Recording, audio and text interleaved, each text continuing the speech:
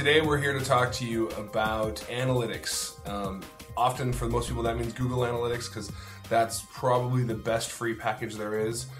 Like I said, it's free. Go to analytics.google.com and set up your account to hook it up to your website. But we're here really to talk generically about analytics.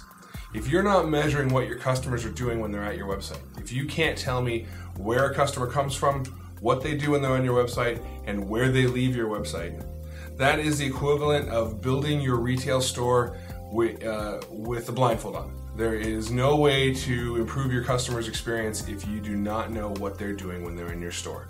So here today we're going to talk about 3 quick things you want to be looking at in any analytics program. The first thing you want to be looking at in your analytics program is your bounce rate. Your bounce rate is usually, if you're using Google Analytics, it's right there on your dashboard. And your bounce rate tells you what percentage of your customers left that page. So if you're looking at your home page and your bounce rate is 100%, that means that 100% of the people who came to that home page left without clicking on another page in your site. For an e-commerce store owner, that's death. You've sold nothing. Usually, as a rule of thumb, obviously you want to get your bounce rate as low as you can. You want to see it down 50% or less.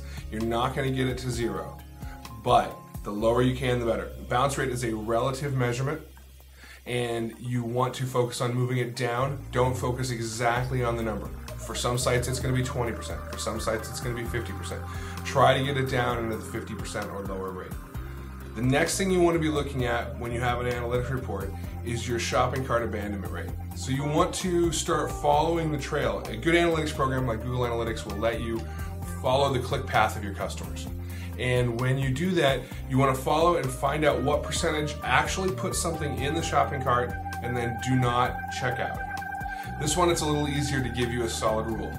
You do not want more than 40% of the people who put something in your shopping cart abandoning it.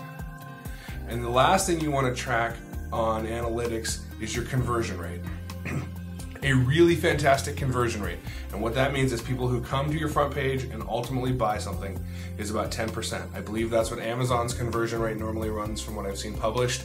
And that is your goal. Your goal is to get your conversion rate of, for every 100 customers who come to your website, you want 10 of them to buy something. That's what I got for you today. Use your analytics, know what your customers are doing in your store. That way you can improve your experience and ultimately improve your sales.